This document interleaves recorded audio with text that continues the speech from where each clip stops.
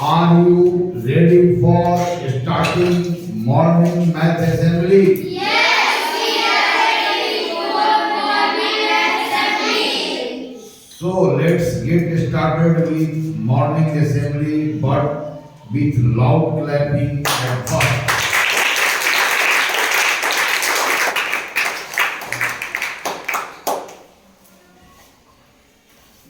इस सदन में बैठे हुए सभी सम्मानित विद्यार्थी, आप सभी के प्रति पवित्र कामना करते हुए मैं सदन का आरंभ करता हूं।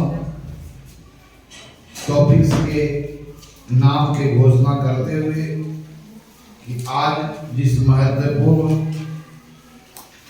अवधारणा के ऊपर हमारी परिचर्चा होगी आपके साथ, वह अवधारणा ज्यामिति से संबंधित है। अर्थात हम लगातार अभी ज्यामिति अवधारणाओं से संबंधित तथ्यों के ऊपर आपके साथ हम चर्चा कर रहे हैं। तो आज आपके साथ सदन में त्रिभुजों की सर्वांग क्षमता, कॉन्ग्रुएंट ऑफ ट्रायंगल, इसके बारे में चर्चा करेंगे।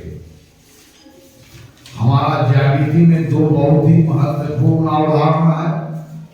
एक है सर्वांग क्षमता की अवधारणा और दूसरा है समरूपता की अवधारणा। आज हम सर्वांग क्षमता की अवधारणा को जानने का प्रारंभ करेंगे, प्रयास करेंगे कि कैसी आकृतियों को आप सर्वांगसम आकृतियां कहेंगे।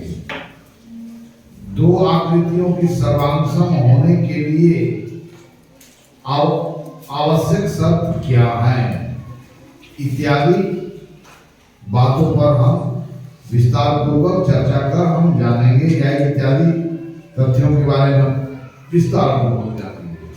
तो आइए मिटा दिया जाए इसे। मैं पहले ही बताया हूं कि जोड़ा का बहुत महत्व है। हम पेयर बनाते हैं, बहुत तरह के पेयर बनाया, और पेयरों के अलग अलग नाम है।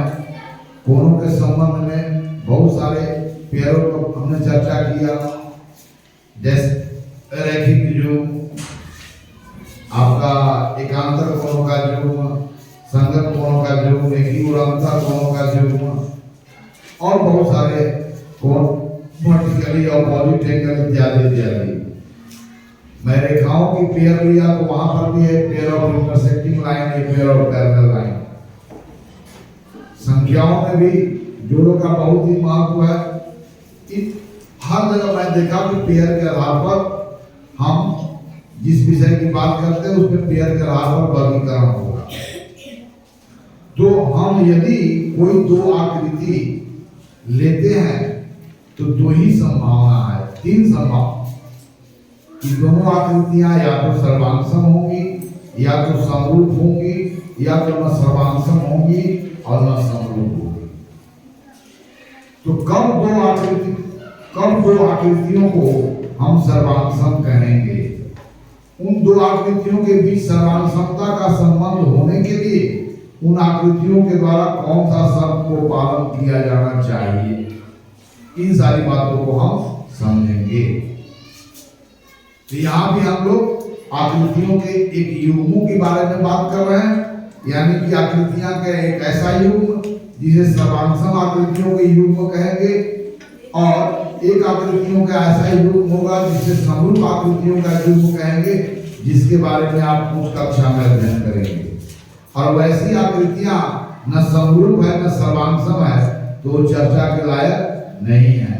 अर्थात आकृतियों का हम जोड़ा बनाएंगे और इस जोड़ा का वर्गीकरण करेंगे, यानी कि पहला जो आकृतियों की जोड़ा होगी उसे हम लोग सर्वांगसम आकृतियों की जोड़ा कहेंगे।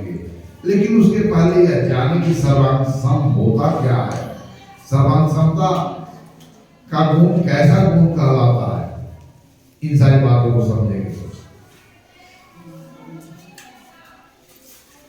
आप को यह पहले जानना चाहिए, कोई भी अगर आकृति आप ड्रॉ करते हैं तो उस आकृति के दो चीज होते हैं। आकृतियों में उसका शेप होता है और उसका क्या होता है, साइज होता है। प्रत्येक फिगर का अगर इस फिगर को हमने ड्रॉ किया तो इसका एक शेप है, आकार है। और कैसा आकार है, त्रिभुजाकार है। इसके इस आकृति का आकार कैसा है, अब इस आकृति का आकार कैसा है, चतुर्भुजाकार है ना। तो इस आकृति का शेप कैसा है, चतुर्भुजाकार है। इस आकृति का शेप कैसा है, इस आकृति का शेप कैसा है, वृत्ताकार। लेकिन यहाँ पर मैं दो आकृति, यह आकृति और यह आकृति, दो आकृति को मैं लिया हूं, 1 और 2। तो दोनों आकृति का आकार एक जैसा है कि अलग अलग है? दोनों आकृतियों का आकार एक जैसा है। आकार कैसा है, एक जैसा है। ये भी गोल है और ये भी गोल है, लेकिन फर्क क्या है, दोनों के साइज अलग है। एक छोटा सर्कल है, एक बड़ा सर्कल है। यानी कि दोनों सर्कल में क्या है, आकार क्या है, इनका आकार क्या है, एक जैसा है, आकार एक जैसा है। लेकिन माप जो है, साइज जो है वो एक जैसा नहीं है। अब देखिए, अब यहां पर लेता हूं मैं, देखिए यह जो आकृतियों का जो पेयर बनाया, यहां पर जो आकृतियों का पेयर बना, इस आकृति के पेयर के बारे में क्या कहना है? क्योंकि प्रत्येक आकृतियों की एक शेप होती है और उसका एक और साइज होता है। आप कह सकते हैं कि व्हाट आर दी, तो all these are figures but all have different shapes and as well as all have different size. Size से मतलब होगा कितना फैला हुआ है, शेप से मतलब होगा उसकी जो बाउंड्री लाइन है वो कैसे टर्न करती है। तो मुझे बताइए, इन दोनों आकृतियों को अगर आप लेते हैं तो इनके आकार एक जैसे हैं कि अलग अलग है? एक जैसे हैं। ये और लेते हैं, इनका आकार क्या है, इन दोनों आकृतियों की आकार के बारे में क्या कहना है? इन दोनों अब चलो यह एक आकृति लिया और एक आकृति यह लिया, दोनों आकृतियों का शेप के बारे में क्या कहना है? एक जैसे हैं कि उनके शेप अलग अलग हैं? उनके शेप क्या है? ठीक है। अब चलिए यहां पर मैं लेता हूं एक और एक दूसरा लिया। अब देखिए दोनों फिगर है, दोनों लाइन सेगमेंट है, तो दोनों का शेप अलग है कि एक जैसा है? एक जैसा है। लेकिन साइज, फैलाव क्या है, अलग अलग है कि एक जैसा है?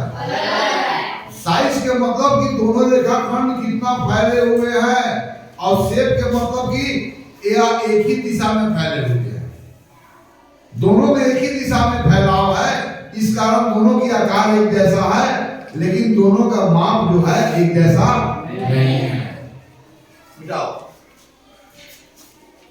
तो प्रत्येक आकृतियों के क्या होते हैं, उसके आकार होते हैं और उसमें फैलाव होते हैं।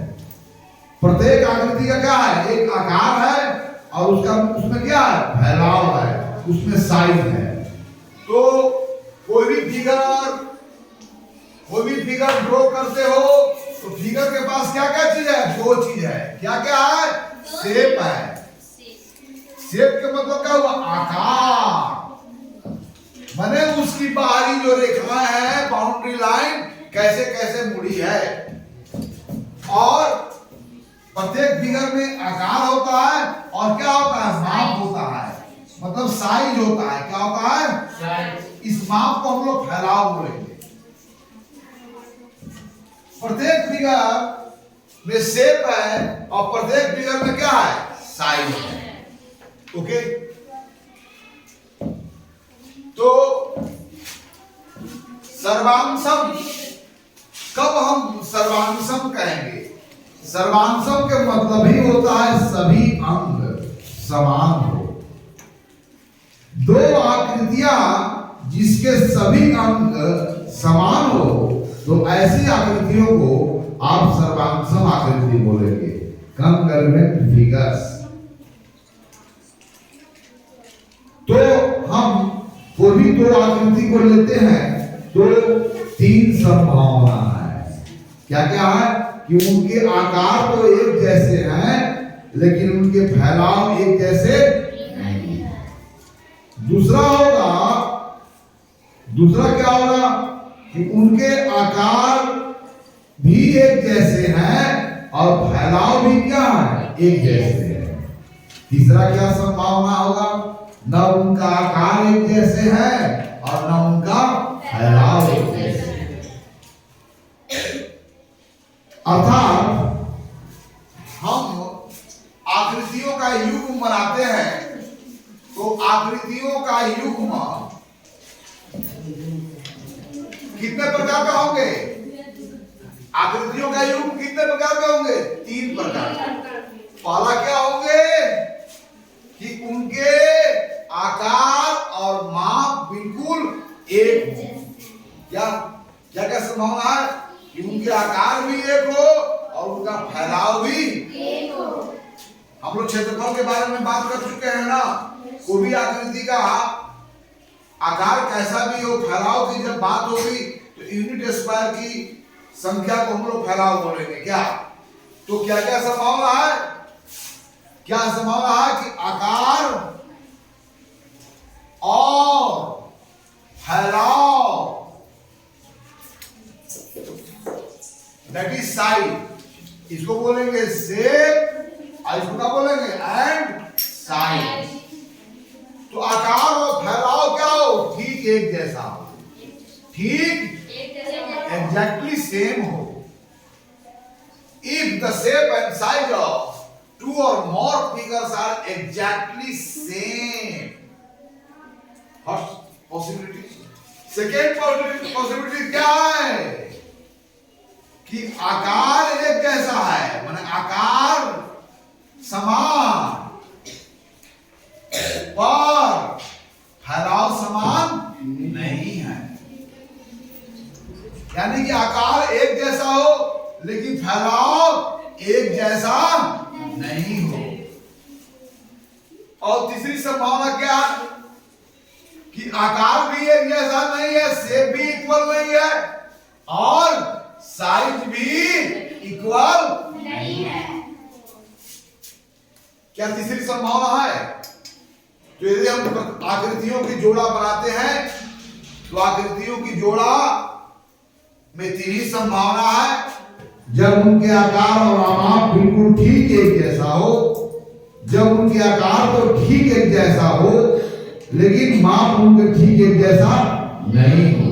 और तीसरा, ना माप उनके ठीक एक जैसा हो ना आकार उनके ठीक एक जैसा हो।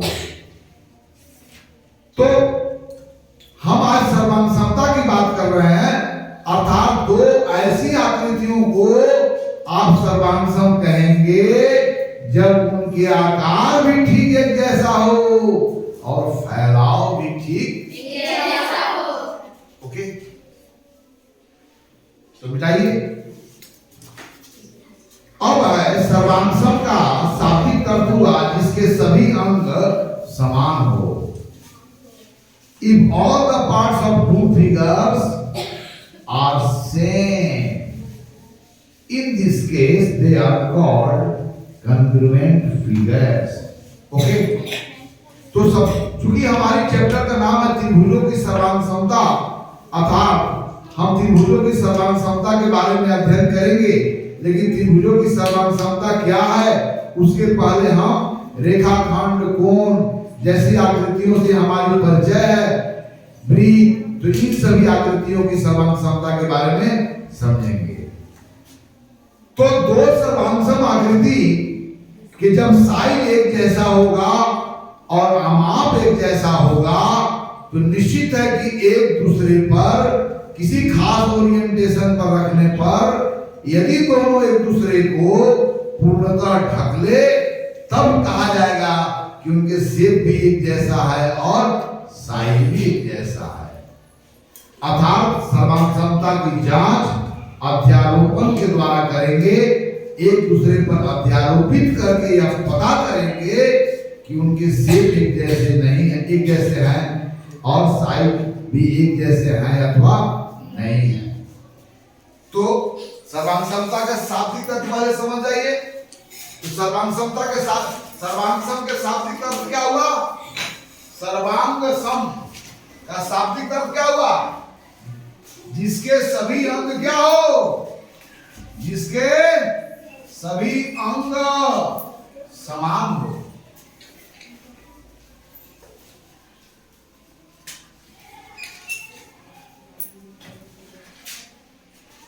अर्थात दो ऐसी आकृतियां, जान दो ऐसी आकृतियां जिनके आकार और आमाप, अब उसको शुद्ध क्या बोलेंगे? आमाप। साइज का क्या बोलेंगे? आमाप। तो दो ऐसी आकृतियां जिसके आकार और आमाप ठीक एक जैसा हो,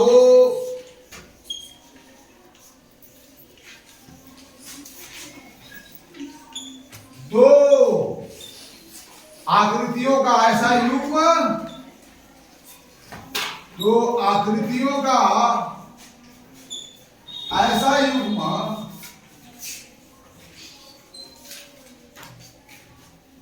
क्या कहलाता है? सर्वांगसम आकृतियों का युग्म क्या कहलाता है? सर्वांगसम।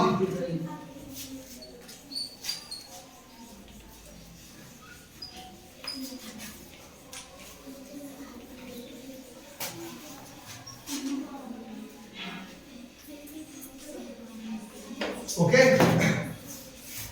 तो दो आकृतियां अगर आकार भी एक जैसा हो, आमाप भी एक जैसा हो, तो निश्चित है कि दोनों को एक दूसरे के ऊपर रखने पर दोनों एक दूसरे को पूर्णता ढक ले। अगर दो आकृतियां एक दूसरे को पूर्णता ढक लेता है तो इसमें क्या कहेंगे? क्योंकि आकार भी एक जैसा है और आमाप भी एक जैसा है, उनका आकार भी एक जैसा है और फैलाव भी एक जैसा है। तो आकार और आमाप एक जैसा है, इस बात का निर्णय हम कैसे करेंगे? अध्यारोपण सिद्धांत के द्वारा, सुप्रीम पोजिशन सिद्धांत के द्वारा एक दूसरे पर रख करके, और तब देखेंगे कि एक दूसरे को वह ढक पा रहे हैं अथवा नहीं ढक पा रहे हैं। अगर एक दूसरे को पूर्णतः ढक लेते हैं तभी उनके आकार और आमाप एक जैसा होगा। अर्थात आकार और आमाप जिसे अंग्रेजी में कहेंगे शेप एंड साइज, तो आकार और आमाप ठीक एक जैसा है।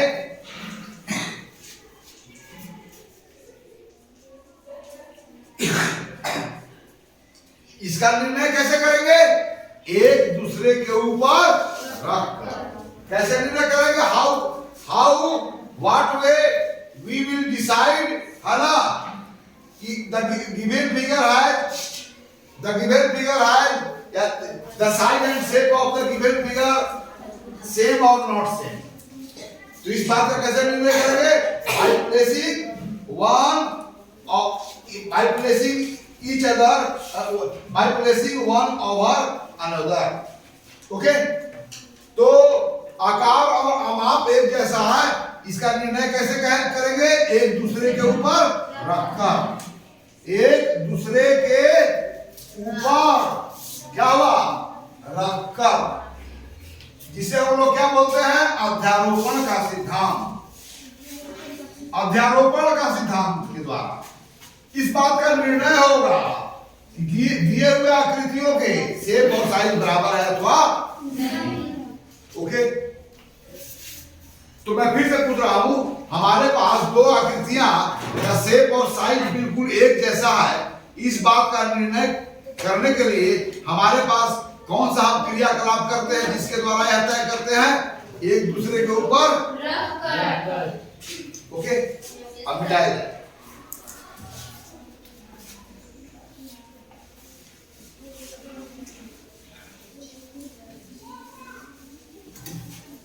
सर्वांगसम आकृति होने के लिए क्या शर्त है? अनिवार्य शर्त, उनका शेप भी एक जैसा हो और साइज भी एक जैसा हो। तो सर्वांगसम तो सर्वांगसम जो है एडजेक्टिव है, सर्वांगसमता संज्ञा है। सर्वांगसमता उसके गुण की बात करता है। जो सर्वांगसम आकृति होते हैं कहा जाता है कि वो सर्वांगसमता का गुण को धारण करते। तो सर्वांगसमता का गुण दो आकृतियों में दिखे उसके लिए अनिवार्य क्या शर्त होगा? पहला, शेप भी एक जैसा हो, साइज भी एक जैसा हो। शेप और साइज दोनों क्या हो? एग्जैक्टली क्या हो? सेम हो। ओके, इतना बात समझ गए? अब हम क्रियाकलाप जब करेंगे तो उसके द्वारा हम अध्यारोपित करके देखेंगे। फिलहाल हम वैसी आकृतियों की बात कर रहे हैं जिनकी चर्चा आपके साथ पहले हो गई है, और हमारा सर्वांगसमता की सफर त्रिभुजों की सर्वांगसमता तक होगी। तो सबसे पहले हमारे पास सभी आकृतियां कोण और लाइन सेगमेंट से मिलकर बनती है। तो हम लोग दो रेखाखंडों की सर्वांगसमता की बात करेंगे। देखो, मैं कह रहा हूं कि यह रेखाखंड 5 सेंटीमीटर लंबाई का है, जिसकी एंड पॉइंट ए और बी है। दूसरा लाइन सेगमेंट CD है, जिसकी लंबाई भी 5 सेंटीमीटर है, CD। अब यह भी एक आकृति है, ये भी आकृति है। इस आकृति का क्या नाम है? Line segment. इस आकृति का नाम है, हिंदी में क्या कहते हैं? रेखाखंड। तो ये दो रेखाखंड, तो देखिए इनका आकार भी तो एक ही जैसा है। यह सिर्फ एक ही डायरेक्शन में एक्सपेंडेड है और ये भी क्या है? एक ही डायरेक्शन में एक्सपेंडेड है। यह भी किसी सरल रेखा का पार्ट है, यह भी किसी सरल रेखा का पार्ट है। तो क्या ये दो रेखाखंड जब बात कर दिया तो दोनों का शेप भी क्या हुआ? जब रेखाखंड कह रहे हैं दोनों का शेप क्या होगा? एक जैसा। अब साइज की बात कर रहे हैं तो दो रेखाखंड सर्वांगसम होंगे कब? हम साइज की तो बात कर दिए भाई, हम रेखाखंड कर रहे हैं तो शेप की तो बात कर दिए। इसका शेप क्या है? किसी लाइन का वो पार्ट है। तो दो रेखाखंड सर्वांगसम कब होंगे? अर्थात इस रेखाखंड को उठा करके अगर इस रेखाखंड पर रखे तो एक अंत बिंदु अगर इसके एक अंत बिंदु के साथ कोइंसाइड करता है तो निश्चित है कि दूसरा अंत बिंदु दूसरे अंत बिंदु के साथ कोइंसाइड करना चाहिए। तो यहाँ पर दो रेखाखंड सर्वांगसम कब होंगे? कब बोलो? अब चलो, इसकी लंबाई मान लो कि 4 सेंटीमीटर है और इसकी लंबाई मान लो कि 6 सेंटीमीटर है। तो क्या यह भी देख, इसका भी शेप लाइन सेगमेंट है, इसका भी शेप क्या है? लाइन सेगमेंट है। शेप का नाम है लाइन सेगमेंट। लेकिन लाइन सेगमेंट इसकी साइज क्या है? इसकी साइज क्या है? 6 सेंटीमीटर। और इसकी साइज क्या है? तो क्या इसको उठा करके अगर हम इस पर रखे और दोनों के एंड पॉइंट को, एक एंड पॉइंट को कोइंसाइड करावे तो क्या रिमेनिंग एंड पॉइंट कोइंसाइड कर जाएंगे? नहीं सर। तो दो रेखाखंडों को सर्वांगसम होने के लिए क्या शर्त है? क्या बोलो? क्या कब ढल पाएंगे?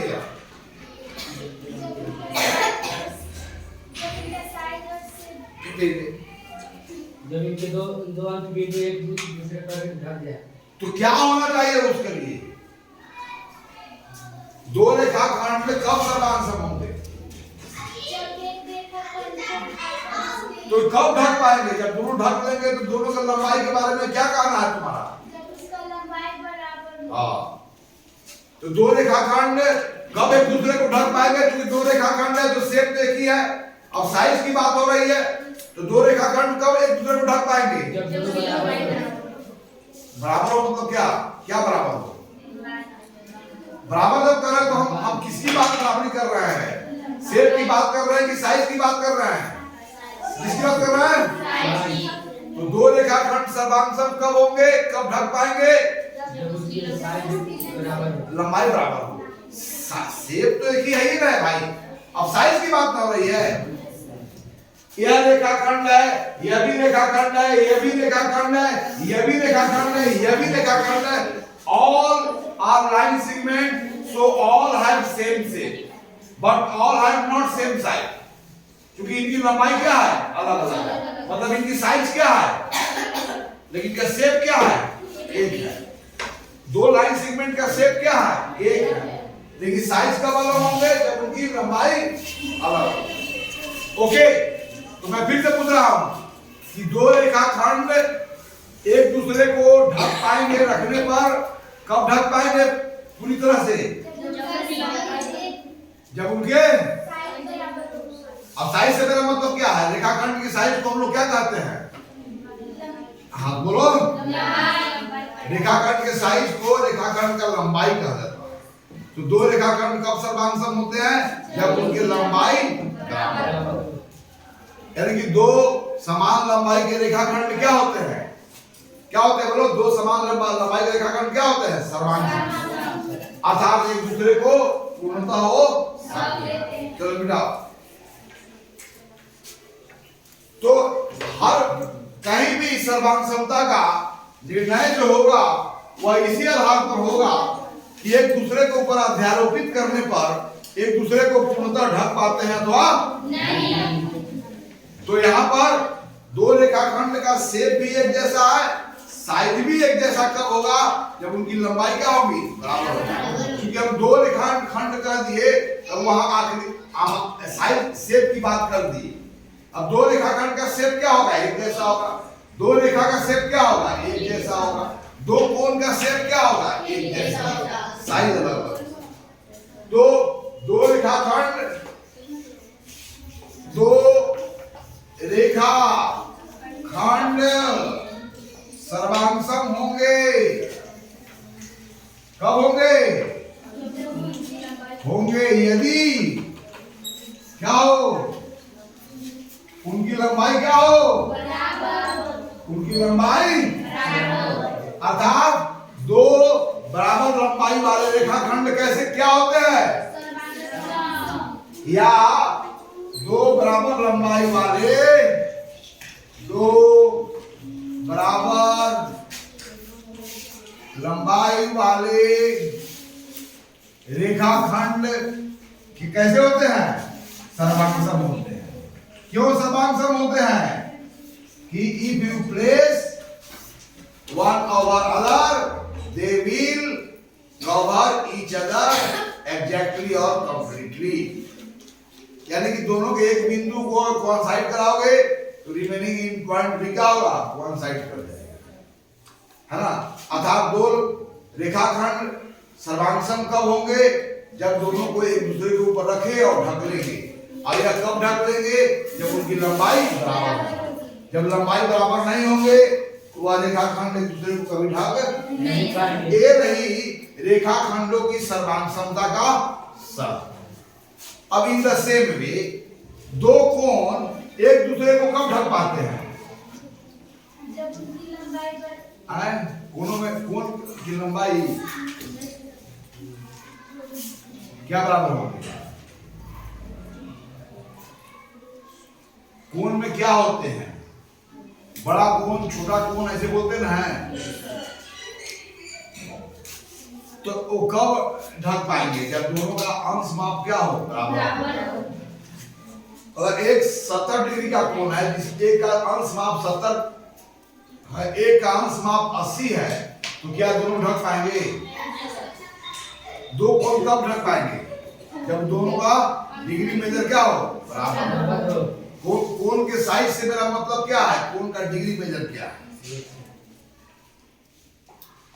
अब देखिए मान लो यह कोण है और यह कोण का डिग्री मेजर मान लो कि 32 डिग्री है, और यह कोण है जिसका डिग्री मेजर मान लो कि 120 डिग्री है। तो क्या इसके वर्टिक्स को इसके वर्टिक्स पर रखे, इसके एक आर्म को इसके एक आर्म पर रखे, तो क्या दूसरा आर्म इसके दूसरा आर्म से मैच कर जाएगा। तो दो कोण जब कोण कर रहे हैं तो उनकी आकार तो एक ही है, तो दो कोण सर्वांगसम होंगे, अर्थात दो कोण एक दूसरे को पूर्णतः ढक पाएंगे। कब? जब उनके अंश माप क्या हो? क्या हो? तो यहाँ पर क्या शर्त होगा कि दो कोण कब सर्वांगसम होते हैं? जब उनके अंश माप बराबर हो। अब अंश माप बराबर होगा तो दोनों कोण एक दूसरे का कर लेंगे, है ना? क्योंकि सर्वांगसम आकृतियों का निर्णय इसी आधार पर हमेशा होगा। ओके, तो यहाँ पर दो कोण कब सर्वांगसम होते हैं? एक कोणों की सर्वांगसमता का शर्त है ना। तो दो कोण सर्वांगसम होते हैं कब? कब होते हैं? यदि उनके अंश माप क्या हो? अंश माप मतलब डिग्री में या ना। तो आप लोग कोणों का अंश माप तो मैं बताया ना जी। तो उनके अंश माप क्या हो? बराबर हो। यानी कि दो कोण के अंश माप बराबर होगा तो एक दूसरे को पूर्णतः क्या होगा? कोई दिक्कत है? अब आइए हम आगे हम दूसरे आकृतियों की सर्वांगसमता की चर्चा कर रहे हैं। तो क्या दो रेखा, यह भी एक रेखा है और ये भी एक रेखा है, एल और एम रेखा, तो क्या दो रेखा भी सर्वांगसम होते हैं? क्या दो रेखा, क्योंकि उनका शेप एक जैसा है, लेकिन क्या इनकी लंबाई जो है, साइज जो है वह इनफाइनाइट है? इनका साइज भी क्या है? इनफाइनाइट है। इस कारण इनके साइज का तुलना नहीं किया जा सकता है, क्योंकि दोनों में अनंत लंबाई है। इस कारण दो रेखाओं की सर्वांगसमता जो है वो क्या है? अर्थहीन है, मीनिंगलेस है। ओके, विदाउट लाइन के पास फिक्स साइज नहीं है, उसमें इनफाइनाइट साइज है। तो जब उसका भी लंबाई के बारे में हमें नहीं मालूम है, इसका भी लंबाई के बारे में नहीं मालूम है, दोनों के अंत बिंदु कहां पर मैच करावे? दोनों का अंत बिंदु अनंत पर है, इधर वाला भी अनंत बिंदु अनंत पर है, इधर वाला भी अनंत पर है। इस स्थिति में यह कहना कि दो रेखाएं सर्वांगसम होती है अर्थहीन है, अर्थात दो रेखाओं की सर्वांगसमता की बात नहीं करते हैं। हम उन्हीं आकृतियों की सर्वांगसमता की बात करेंगे जिसका साइज क्या हो? फिक्स हो, निश्चित हो। ओके, करुणा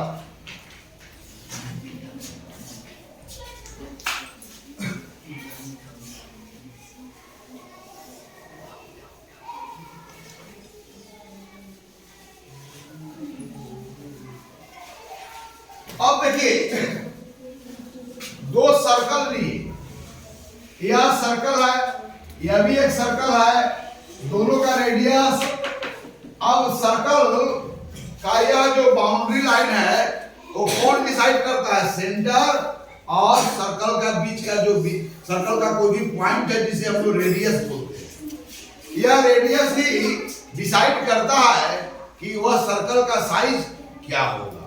तो मुझे बताइए, यह दोनों सर्कल है और दोनों सर्कल का शेप एक जैसा है, लेकिन दोनों सर्कल एक दूसरे को ढक लेंगे जब उनका साइज भी बराबर हो जाएगा। और साइज बराबर हो जाएगा तो उनकी त्रिज्या के बारे में आपको क्या कहना है? त्रिज्या भी क्या हो जाएगी? बराबर ना। अर्थात दो वृत्त एक दूसरे को पूर्णतः उसी स्थिति में ढक पाएंगे जब दोनों वृत्तों की त्रिज्या क्या हो? तो यह वृत्तों की सर्वांगसमता का शर्त हो गया। इसको भी लिख दिया जाए, दो वृत्त सर्वांगसम होते हैं यदि उनकी त्रिज्या बराबर। दो वृत्त सर्वांगसम होते हैं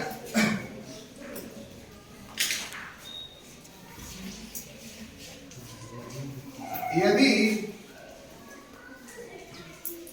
उनके त्रिज्याएं क्या हो? बराबर हो।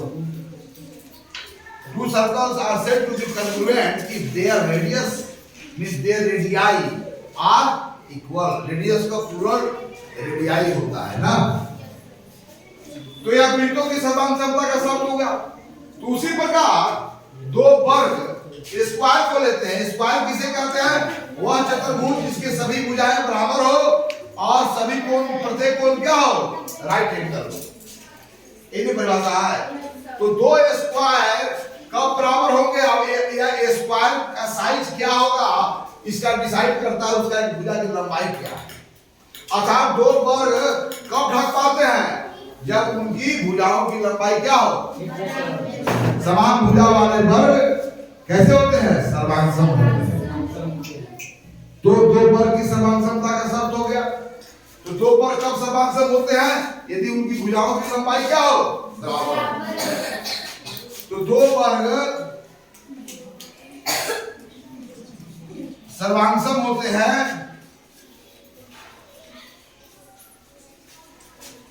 यदि उनके भुजा की लंबाई क्या हो। भुजा की लंबाई क्या हो बोलो? बराबर। हाँ, भुजा की लंबाई बराबर हो। ओके, बस करो ना। तो आयत के लिए भी यही शर्त होगा कि दो आयत कब सर्वांग सम होंगे? जब उनके लंबाई और चौड़ाई दूसरे त्रिभुज के लंबाई और चौड़ाई के बराबर हो। इस स्थिति में दो आयत एक दूसरे को पूर्णतः ढक पाएंगे। ओके, अब इतना जानकारी के बाद हमारा जो लक्ष्य है त्रिभुजों की सर्वांग समता के बारे में जानना। दो त्रिभुज सर्वांग सम होंगे तो क्या क्या शर्त है होना चाहिए, है ना? अर्थात त्रिभुजों की सर्वांग सम होने का क्या शर्त है, यहां पर अलग-अलग शर्तों के बारे में जानेंगे। लेकिन दो त्रिभुज सर्वांग सम होंगे तो पहले यह जानना है कि किसी आकृति में जैसे वर्ग है तो वर्ग में कितने अंग हैं? वर्ग में 8 अंग हैं। इसमें कितने अंग हैं? इसके कितने पार्ट हैं? वर्ग में 8 पार्ट हैं। 4 भुजाएं हैं और 4 कोण हैं। ओके, अब देखिए, तो आप कोण की बात करें तो उसमें भी 2 अंग हैं, दोनों उसकी भुजाएं दोनों किरण हैं। तो वर्ग के 8 अंग बराबर हैं। इस बात के लिए 8 अंग की जांच नहीं करना है, बल्कि वर्ग की एक भुजाओं को जांच करके हम बता देंगे कि वर्ग की भुजाओं की लंबाई बराबर है। तो इसके 8 जो है भुजा भी बराबर होंगे एक दूसरे के साथ, और 8 कोण भी, 4 भुजाएं बराबर होंगे और 4 कोण बराबर होंगे।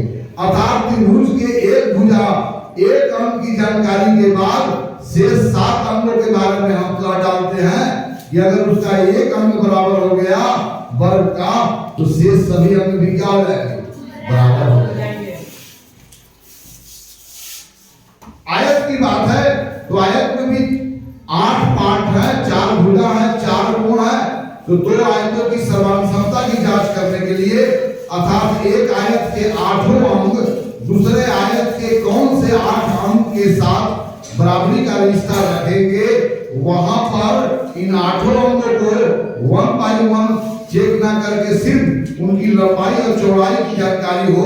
तो लंबाई और चौड़ाई मतलब 2 भुजाओं के द्वारा या 2 अंगों के निर्णय के आधार पर हम कह पाएंगे कि शेष 6 अंग भी सर्वांग सम होंगे, है ना? लेकिन हमारा लक्ष्य है त्रिभुजों की सर्वांग समता जानने के लिए। अर्थात 2 त्रिभुज सर्वांग सम होंगे तो एक दूसरे को ऊपर रखने पर ढक लेते होंगे, मतलब एक त्रिभुज का 6 अंग दूसरे त्रिभुज के खास 6 अंगों के साथ मैचिंग कर जाता होगा, बराबरी का रिश्ता अपना लेता होगा। तो क्या एक त्रिभुजों की सर्वांग समता की जांच के लिए क्या दोनों त्रिभुजों के 6 अंगों की जानकारी होना जरूरी है? और दोनों त्रिभुजों के 6 अंगों के जानकारी के बाद ही हम यह निर्णय कर पाएंगे कि त्रिभुज सर्वांग सम होंगे अथवा नहीं होंगे? तो नहीं, त्रिभुज की सर्वांग समता के लिए इनकी 6 अंगों की जानकारी नहीं बल्कि इनके 3 अंगों की जानकारी अगर हमें हो तो उसके आधार पर हम कह सकते हैं कि बचा हुआ है त्रिभुज के 3 अंग दूसरे त्रिभुज के 3 अंगों के साथ बराबरी का रिश्ता रखेंगे। यह सारी बात को हम कह सकते हैं, है ना? अर्थात हम त्रिभुजों की सर्वांग समता के बारे में समझने का प्रयास करें। लेकिन 2 त्रिभुज सर्वांग सम कब होंगे? यदि एक दूसरे के ऊपर रखने पर पूर्णतः ढक लेते होंगे उसी स्थिति में वह सर्वांग सम होंगे। अर्थात एक त्रिभुज का 6 अंग दूसरे त्रिभुज के 6 अंग के साथ क्या होता है, मैच कर देता है। एक त्रिभुज का कोण दूसरे कोण के साथ बराबरी का रिश्ता बना देता है। एक त्रिभुज का भुजा जो है दूसरे त्रिभुज के भुजा के साथ बराबरी का रिश्ता बना देता है ना। अर्थात त्रिभुजों की सर्वांग समता के बारे में कर सकते हैं।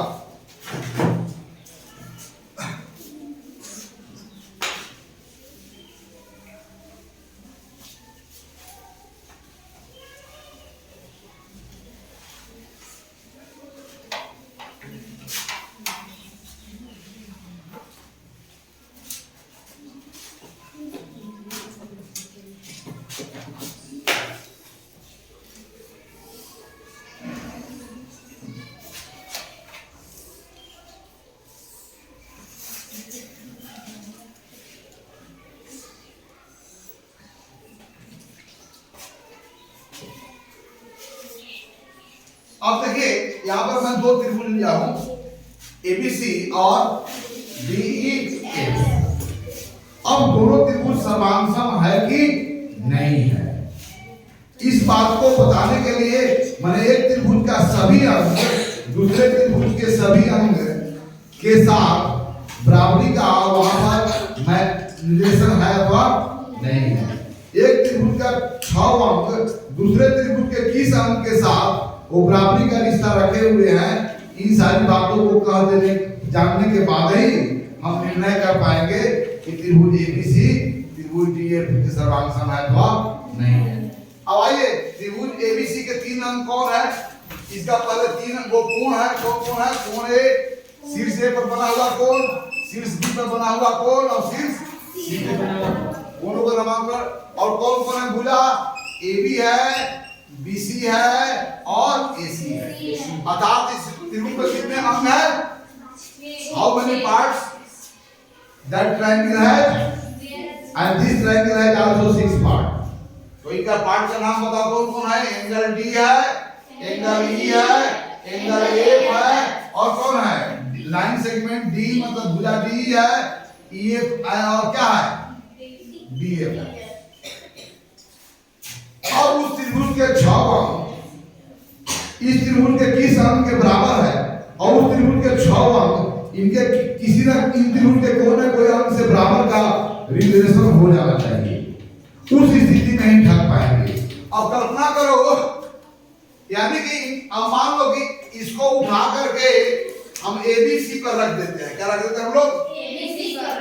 और दोनों एक दूसरे को पूर्णतः ढक लेता होगा, तब क्या होता होगा? इसका कोण ए इसका कोण किसके पर सदर होता है? डी के साथ। इसको उठाए ना और इसको ऐसे रख दिए, तब इसका कोण बी और इसका कोण ई क्या कैसे हो जाते होंगे? सर्वांगसम। क्योंकि 2 कोण बराबर होंगे जब एक दूसरे को ढक लेते होंगे।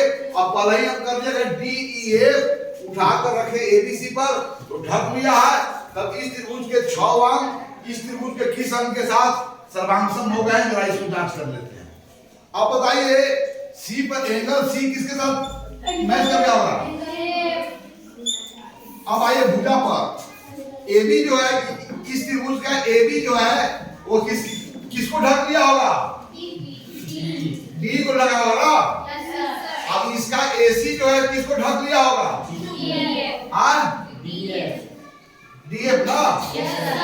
और इसका बीसी किसको ढक लिया होगा? चलिए, जब एक दूसरे को यह ढक लिया होगा तो इनके जो ये 6 अंग हैं, इनका अंग ए कोण ए इनके कोण बी से मैच कर गया, बीई का सर्वांगसम हो गया, सीएफ का सर्वांगसम हो गया, यह भुजा इस भुजा के सर्वांगसम हो गया। अर्थात इस त्रिभुज के 6 अंग इस त्रिभुज के किस अंग के साथ सर्वांगसम हो गए वो हमने यहाँ पर लिखा है। तो इस त्रिभुज के सभी अंग इस त्रिभुज के सभी अंगों का सर्वांगसम है, इसलिए पूरी आकृति इस पूरी आकृति का सर्वांगसम है। ओके, तब सवाल यह उठा कि 2 त्रिभुजों की सर्वांगसमता को निर्णय करने के लिए इनके जो 6 पार्ट हैं इस त्रिभुज के किस 6 पार्ट के साथ सर्वांगसम का रिश्ता बनाए हुए हैं, इन बातों को जानने के बाद ही हम कह सकते हैं कि दोनों त्रिभुज सर्वांगसम है अथवा।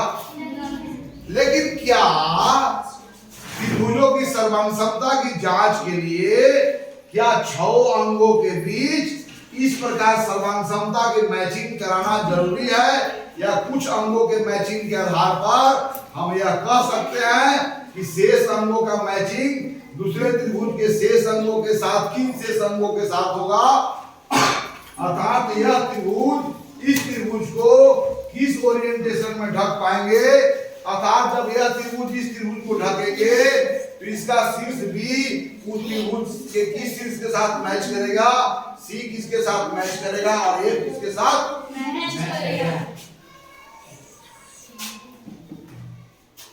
समझे ना? तो दो त्रिभुजों के समांतरता के लिए 6 अंगों की जब समांतर हो जाते हैं तो इन 6 अंगों में समांतरता का संबंध बन जाता है। तो 6 अंगों में तो क्या हमेशा हम एक त्रिभुज को दूसरे त्रिभुज पर अध्यारोपित करके ही पता करेंगे कि वह त्रिभुज सर्वांगसम है? क्या अध्यारोपण का कार्य हमेशा आसान होगा? नहीं। एक तल में 2 आकृतियां बनी हुई है तो एक दूसरे के ऊपर ढकने के लिए उनका कटिंग करेंगे, कार्बन ट्रेसिंग करेंगे, तो यह सब काफी समय लेने वाला वर्क है। तो यहाँ पर कोई हम अन्य तरीका विकसित करेंगे जिसके आधार पर हम बगैर ढके हुए भी हम कह सकते हैं कि दिया हुआ त्रिभुज सर्वांगसम है अथवा नहीं है। यदि सर्वांगसम है तो शीर्षों में किस प्रकार मैचिंग है, किस ओरिएंटेशन में वह एक दूसरे को ओवरलैप करते हैं एग्जैक्टली। ओके, तो त्रिभुजों की सर्वांगसमता को पता लगाने के लिए 6 अंगों का इंफॉर्मेशन जरूरी नहीं है। त्रिभुज के 3 अंगों का अगर हमें इंफॉर्मेशन प्राप्त है दोनों त्रिभुजों का, तो हम बता सकते हैं कि शेष 3 अंग भी वह क्या होंगे, सर्वांगसम होंगे अथवा नहीं होंगे। इसके किस कोण के साथ सर्वांगसम होंगे, इस त्रिभुज का भुजा दूसरे त्रिभुज का किस भुजा के सर्वांगसम होंगे। लेकिन जब 2 त्रिभुज एक दूसरे को ढकता होगा तो एक ही समय एक त्रिभुज के 6 अंग दूसरे त्रिभुजों के 6 अंगों के साथ क्या होता होगा, सर्वांगसम हो जाता होगा। तो आइए आज यह सदन में हमने सर्वांगसमता का जो अवधारणा है, जो ज्यामिति की बहुत ही महत्वपूर्ण अवधारणा है, तो उस अवधारणा का मैं नींव रखा और हमारा लक्ष्य है त्रिभुजों की सर्वांगसमता को जानना। तो अगला सदन में हम त्रिभुजों की सर्वांगसमता को जानने का प्रयास करेंगे। अभी तक आपके साथ सदन में क्या चर्चा हुई कि यदि कोई 2 आकृतियां का हम जोड़ा बनाते हैं तो 3 संभावना है, जब दोनों आकृतियों की आकार भी एक जैसा हो और माप भी एक जैसा हो, तब इस स्थिति में उनको सर्वांगसम आकृति कहेंगे। दूसरी संभावना है जब 2 आकृतियों का माप तो बिल्कुल, आकार तो बिल्कुल एक जैसा हो लेकिन माप एक जैसा नहीं हो, तब उसे क्या बोलेंगे हम लोग, सिमिलर फिगर्स, समरूपता की बात करेंगे। एक होगा ऐसा कि उनका माप बिल्कुल एक जैसा होगा लेकिन आकार बिल्कुल एक जैसा नहीं होगा। और तीसरा होगा कि ना माप एक जैसा होगा ना आकार एक जैसा होगा। तो सिर्फ 2 ही जो है अवधारणा है, 2 ही की चर्चा करना है, जब भी उनका माप और आकार दोनों एक जैसा हो, और तीसरा जब आकार एक जैसा हो लेकिन माप एक जैसा नहीं हो। तो आज इतना ही बातों के साथ आपकी सदन समाप्त होती है। आज सर्वांगसमता की अवधारणा की आज नींव पड़ी है। हम लोग त्रिभुज की सर्वांगसमता को बारे में विधिवत रूप से समझने का प्रयास करेंगे। इसमें बहुत सारे गतिविधि वाला कार्य करेंगे और इनके द्वारा हम लोग